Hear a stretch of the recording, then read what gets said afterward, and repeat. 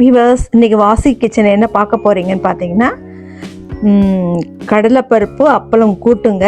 இது ரொம்ப ரொம்ப நல்லா டேஸ்டியாக இருக்கும். வெஜ்ஜு ரெசிபி தான்.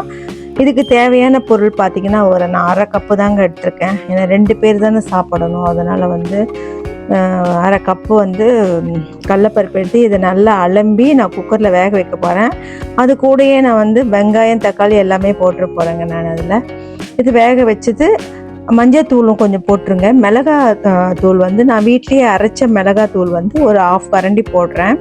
இதுவே சரியாக இருக்குங்க. நம்ம தாளிக்கும் போது ஒன்றா கொஞ்சம் 2 பச்சை மிளகாய் எதுனா போட்டுக்கலாம். ஓகேங்களா? நான் தாளிக்கிறதுக்கு பார்த்திங்கன்னா உங்களுக்கே தெரியும், கடுகு, உளுத்தம்பருப்பு, ஆயில் கொஞ்சம் எடுத்துப்போம். அப்பளம் நான் ஒரு 2 பேர்னால ஒரு 6 அப்பளம் தாங்க எடுத்துப்பேன். ரொம்ப நான் இது பண்ணலை. துருவின தேங்காய்ங்க. எனக்கு தேங்காய் இந்த மாதிரி தான் இங்கே கிடைக்கும். ஸோ அதனால் துருவின தேங்காய் இதில் கொஞ்சமாக ஒரு 3 டீஸ்பூன் அளவுக்கு இந்த எடுத்துப்பேன். ஸோ இது தாங்க இன்க்ரீடியன்ஸு. இப்போ நம்ம இந்த கடலைப்பருப்பை நம்ம நல்லா வாஷ் பண்ணி நம்ம குக்கரில் இப்போ வேக வைக்க போகிறோம். ஓகேங்களா? பருப்பு நல்லா அலம்பிட்டேங்க. இதில் கொஞ்சம் டர்மரிக் பவுடர் லைட்டாக போடுறேன். இது மசாலா, சில்லி பவுடர், எல்லாம் மசாலா கலந்து அரைச்சது தாங்க. 1/2 டீஸ்பூனுக்கு மேலே கொஞ்சம் அப்பளம் போடுறதுனால ஒரு 3/4 டீஸ்பூன் போடுறேங்க. காரம் உங்களுக்கு வேணும்னா, உங்களுக்கு தூக்கலாக போடுறதுனா நீங்கள் 1 டீஸ்பூன் 1/4 கூட போட்டுக்கலாம். ஒன்றும் பிரச்சனை இல்லை. நான் இதிலே பார்த்திங்கன்னா வெங்காயம், தக்காளி இதிலே நான் எல்லாமே மொத்தமாக போட்டு வேக வச்சுருவேங்க. நல்லா குழைவாக இருக்கும். தாளிக்கும் போது வெறும் கடுகு, உளுத்தம்பருப்பு, இஞ்சி பூண்டு தட்டிட்டு கருவேப்பிலை போட்டு தாளிச்சிக்கலாம். ஓகேங்களா? அப்பளம் ஆஸ் யூஷுவல் நல்லா நம்ம ஃப்ரை பண்ணிவிட்டு அதில் நொறுக்கி போட்டுருவோம். உங்களுக்கே தெரியும். ஸோ அதை நீங்கள் பார்க்குறீங்க, பின்னாடி பாருங்கள். இப்போ நம்ம இதை வேக வச்சிடலாம் குக்கரில். ஓகே, இப்போ பார்த்தீங்கன்னா இந்த கடலைப்பருப்பு, தக்காளி எல்லாம் போட்டு இதில் நான் வேக வச்சிடுறேன். ஒரு 4 சவுண்டு போதுங்க. 4-5 சவுண்டு. கீழே ரைஸ் வச்சுருக்கேன். ஸோ இன்னைக்கு மோர் குழம்பும் பண்ண போகிறேன். அந்த ரெசிபி உங்களுக்கு அனுப்புகிறேன் நான். ஓகேங்களா? இப்போ இதை மூடி வச்சுட்டு ஒரு 4 விசில் 5 விசில் விட்டுடலாம். ஓகே,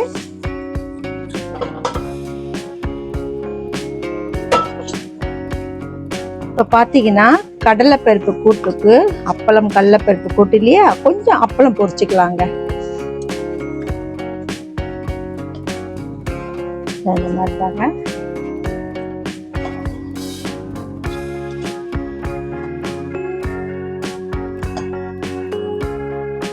ரொம்ப செவந்த மாதிரி எடுக்காதீங்க, கொஞ்சம் வெள்ளையாவே இருக்கட்டும். ஓகேங்களா? இந்த மாதிரி தான் அப்பளம் பொரிச்சிட்டு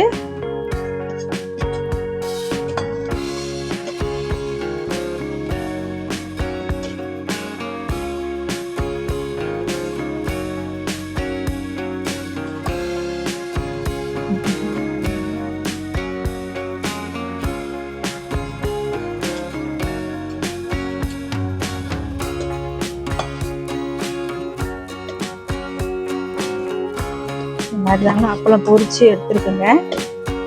சரிங்களா? இப்போ பார்த்தீங்கன்னா அப்பளம் கூட்டுக்கு கொஞ்சமாக எண்ணெய் விட்டுருங்க.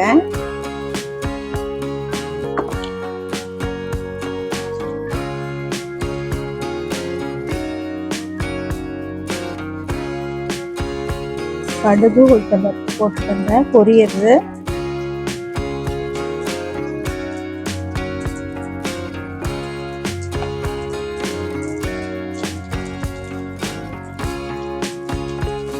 வெங்காயம் நான் முதல்ல போட்டதுனால கொஞ்சமாக, தக்காளி எல்லாமே வேக போடும் போதே எல்லாம் போட்டேங்க. அதனால கொஞ்சமாக தான் எடுத்திருக்கேன். அதனால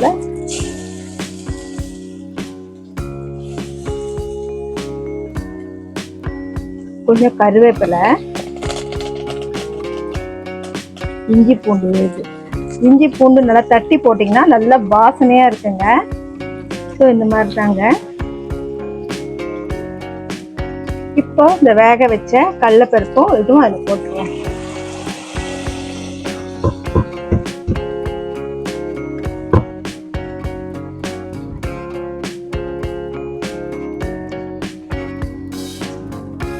தேங்காய் கொஞ்சம் அரைச்சி வச்சிருந்தேங்க.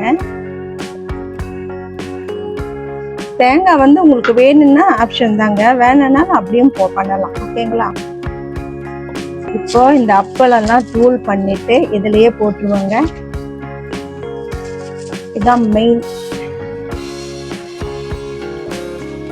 கொஞ்சம் தண்ணி தாராளமாக விட்டுக்குங்க. உப்பு ரொம்ப போடாதீங்க. ஏன்னு கேட்டிங்கன்னா நான் போடலை, கடைசியாக போட்டுக்கலாம். இதில் உப்பு இருக்கும் இல்லைங்களா அப்பளத்துலேயே, அதனால் பார்த்துட்டு டேஸ்ட் பண்ணிவிட்டு உங்களுக்கு வேணும்னா போட்டுங்க, இல்லைன்னா விட்டுருங்க.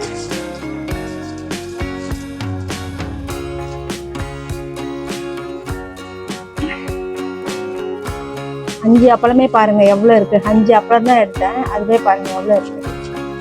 இப்போ நல்லா கொதிக்கிட்டங்க. நல்லா கொச்சதும் நம்ம இறக்கி வச்சிடலாம்.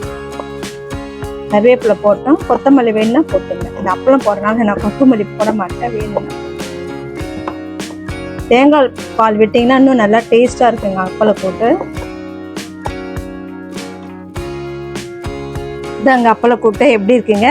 இப்போ சாதத்தில் போட்டு பிசைஞ்சு சாப்பிட்லாம், இல்லை வத்த குழம்புக்கு அப்படியே நீங்கள் அதை கூட தொட்டுட்டு சாப்பிட்லாங்க. ரொம்ப டேஸ்டியாக இருக்குங்க. முடிஞ்ச இட்லியில் கூட தோசையில் கூட நீங்கள் தொட்டுக்கலாம் இதை. இந்த வீடியோ பிடிச்சிருந்ததுங்க. உங்களுக்கே தெரியும் என்ன பண்ணணும். சப்ஸ்கிரைப் பண்ணுங்கள். நிறைய பேர் நான் வீடியோலாம் போடுறேங்க, யாருமே சப்ஸ்கிரைப் பண்ண மாட்டேன்றாங்க. ஓகேங்களா, பாய். கமெண்ட் பாக்ஸில் நீங்கள் ஏதாவது கமெண்ட்ஸ் கொடுங்க, புது ரெசிபி நான் உங்களுக்கு கொடுக்குறேன். ஓகே.